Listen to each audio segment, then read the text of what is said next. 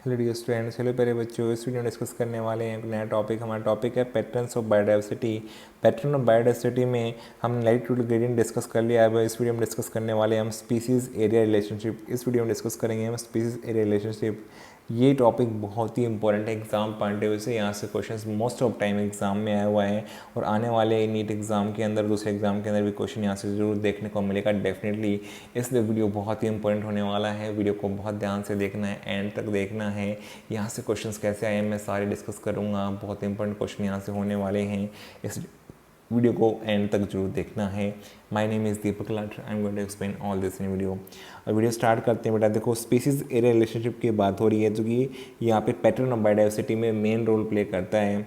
तो यहाँ पे इसके लिए एक जो सबसे पहले काम किया गया था बेटा, वो एक साइंटिस्ट थे जर्मनी के जिन्होंने इसमें सबसे पहले काम किया था, जो कि एक्सपेरिमेंट करके इन्होंने इसको बताया था कि कैसे स्पीसीज एरिया रिलेशनशिप में यहाँ पे रिलेशनशिप होता है। देखो, ड्यूरिंग हिज पॉइनरिंग जो है extreme explorations in the wilderness of south American jungles में ये गए स्टडी करने के लिए। क्योंकि ये क्या थे, एक नेचुरलिस्ट जो जर्मन कंट्री के थे, नेचर को लव करने वाले जोग्राफर थे जो कि घूमते रहते थे और स्टडी करते थे। अलेक्जेंडर वॉन हिम्बोल्ट इनका नाम था साइंटिस्ट का, जो कि यहाँ पे ग्रेट जर्मन नेचुरलिस्ट जोग्राफर थे अलेक्जेंडर वॉन हिम्बोल्ट। इन्होंने ऑब्जर्व किया था बेटा इसके रिलेशन में, कहा था कि within a region species richness increased with increasing. कह रहा है कि किसी रीजन में स्पीसीज रिचनेस बढ़ जाती है विद इंक्रीजिंग एक्सप्लोर्ड एरिया अगर बढ़ाते हैं। इन्होंने कहा कि मान लो छोटे साइज़ का एरिया लेंगे तो डाइवर्सिटी जो होगी एज़ कम्पेयर टू बड़े साइज़ का एरिया लेंगे तो बड़े साइज़ वाले एरिया में डाइवर्सिटी ज़्यादा मिलेगी as compare to small size. तो इन्होंने कहा कि अगर यहाँ पे हम क्या करते हैं, जो एक्सप्लोर किया गया एरिया उसका साइज़ बढ़ाते हैं, रीजन को बढ़ाते हैं, तो उसके कारण यहाँ पे क्या हुआ कि स्पीसीज रिचनेस बढ़ जाएगी, but up to a certain limit. कह रहा है कि ऐसा भी नहीं है कि बिल्कुल बहुत ज़्यादा हो जाएगी, कह रहा है कि बट वो भी एक सर्टेन लिमिट तक ही बढ़ेगी। तो यहाँ पे एक्सप्लोर्ड एरिया बढ़ाने से स्पीसीज रिचनेस बढ़ जाती है। इसी रिलेशनशिप के बारे में बताया इन्होंने, स्पीसीज एरिया रिलेशनशिप के एरिया बढ़ा एक्सप्लोर्ड एरिया बढ़ाने से स्पीसीज रिचनेस बढ़ जाती है, but up to a certain limit, उसकी एक लिमिट है, ऐसा उन्होंने बताया। क्या है कि फिर relation between species richness and area for a wide variety of taxa, बहुत सारी टैक्सा ग्रुप के लिए बता रहा है। टैक्सा मतलब क्या था, ग्रुप ऑफ ऑर्गेनिजम्स टैक्सा बोलते हैं। क्लासिफिकेशन में डिस्कस हो चुका है। एंजियोस्पर्म प्लांट्स, बर्ड्स, बैट्स, किसी के लिए भी कह रहा है कि एंजियोस्पर्म प्लांट के बारे में देखोगे या फिर बर्ड्स के लिए फाइंड आउट करोगे या बैट्स के लिए फाइंड आउट करोगे या फ्रेश वाटर फिशेस के लिए, turns out to be rectangular hyperbola. तो ये स्पीसीज रिलेशनशिप कैसी आएगी बेटा, या किसी भी ऑर्गेनिज्म के लिए स्टडी करोगे रेक्टेंगुलर हाइपरबोला आएगी। ग्राफ के ऊपर अगर आप प्लॉट करोगे तो रेक्टेंगुलर हाइपरबोला आएगी, क्योंकि इसकी इक्वेशन क्या है, S is equal to c into a raise to power z. क्या है, S is equal to c into a raise to power z. अगर इस इक्वेशन के लिए ग्राफ बनाओगे तो कैसा बनेगा, रेक्टेंगुलर हाइपरबोला। इसमें S क्या है बेटा, स्पीसीज रिचनेस है, और A क्या है, यहाँ पे A क्या है हमारा, एरिया। यहाँ पे रिचनेस लिखा हुआ है बेटा, ये गलती से लिखा हुआ है, यहाँ पे क्या आएगा, एरिया। तो ये क्या आ जाएगा बेटा, एरिया आ जाएगा हमारा। ए एरिया को बताता है और एस स्पीसीज रिचनेस को बताता है। तो यहाँ पे आप देख सकते हैं कि यहाँ पे इक्वेशन जो है वो रेक्टेंगुलर हाइपरबोला की S is equal to c into a raise to power z. किस किस के बीच में ग्राफ बनेगा, स्पीसीज रिचनेस और एरिया के बीच में ग्राफ बनेगा, और ये कैसा आएगा, रेक्टेंगुलर हाइपरबोला। तो यहाँ पे आपको ग्राफ दिखाया भी हुआ है बेटा कुछ इस तरह से, ये ग्राफ यहाँ पे दिखाया हुआ है बेटा। यहाँ पर भी जो है हमें क्या लिखना पड़ेगा इसकी जगह पे बेटा, ये एरिया लिखना पड़ेगा। ये गलती से दोनों जगह पे क्या लिखा गया है, रिचनेस लिख दिया गया है, जबकि ये क्या है बेटा, दिस इज़ फॉर एरिया। तो ये वाला पॉइंट यहाँ पे इस तरह से, अगर आप ग्राफ देखते हैं, देखो ध्यान से देखो ग्राफ किस किसके बीच में है, वाई एक्सिस पे स्पीसीज रिचनेस है और एरिया किस पे है बेटा, एक्स एक्सिस पे लिया गया है। और ये s is equal to c into a raise to power z का ग्राफ, ये रेक्टेंगुलर हाइपरबोला बना है बेटा। ये इक्वेशन तो ये है इसकी, और शेप ऑफ ग्राफ कैसा है बेटा, रेक्टेंगुलर हाइपरबोला। कैसा है, रेक्टेंगुलर हाइपरबोला। कैसा ग्राफ है बेटा, रेक्टेंगुलर हाइपरबोला।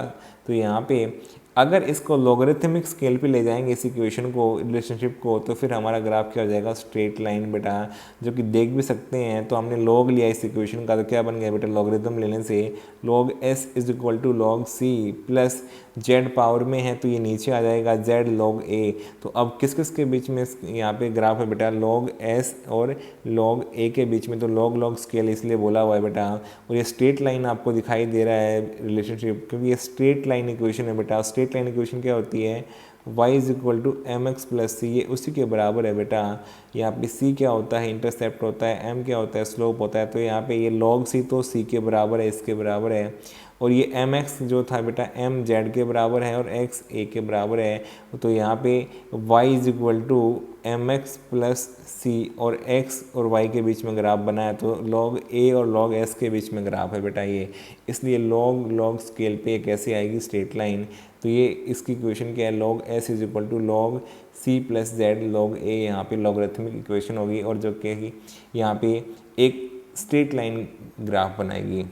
तो एस क्या है, स्पीसीज रिचनेस है बेटा, ए एरिया है, जेड क्या है, slope of the line, Z किसको बताता है, स्लोप ऑफ द लाइन, या रिग्रेशन कोफिशिएंट को बताता है बेटा। ये स्टैटिस्टिक्स में आता है रिग्रेशन कोफिशिएंट, वहाँ से लिया गया टर्म है।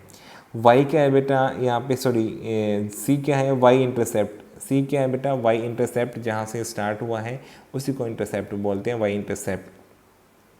तो आपको ग्राफ याद रखना है, तो ग्राफ बहुत इंपॉर्टेंट है। रेक्टेंगुलर हाइपरबोला किस इक्वेशन के लिए है ये रिस्पेक्टिवली याद रखना है। इस इक्वेशन के लिए रेक्टेंगुलर हाइपरबोला है, इस इक्वेशन के रिलेशन में ये ग्राफ कैसा स्ट्रेट लाइन है, और किस किस के बीच में वाई एक्सिस पे स्पेसिफिक रिचनेस है और एक्स एक्सिस पे एरिया गिवन है बेटा यहाँ पे।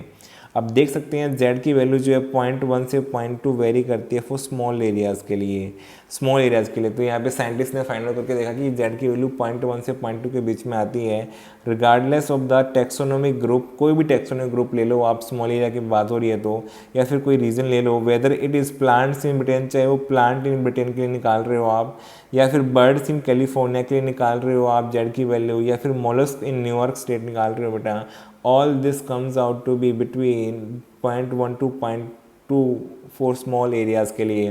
तो स्मॉल एरिया में कितने प्लांट जो है ब्रिटेन में ग्रो कर रहे हैं उसके लिए वैल्यू इसी की रेंज में आएगी। Birds in California small area में देखोगे तो इसी रेंज में आएगी, या मोलस्क के लिए देखोगे तो इसी रेंज में आएगी। तो यही बताया कि slopes of regression line are amazingly similar. तो सबके लिए जो ग्राफ बनाए गए, सबके ग्राफ जो है काफ़ी सिमिलर थे बेटा इन सब के लिए। तो जेड की वैल्यू क्योंकि इनकी सेम थी इसलिए इनके ग्राफ जो है काफ़ी सिमिलर बनते दिखाई दिए।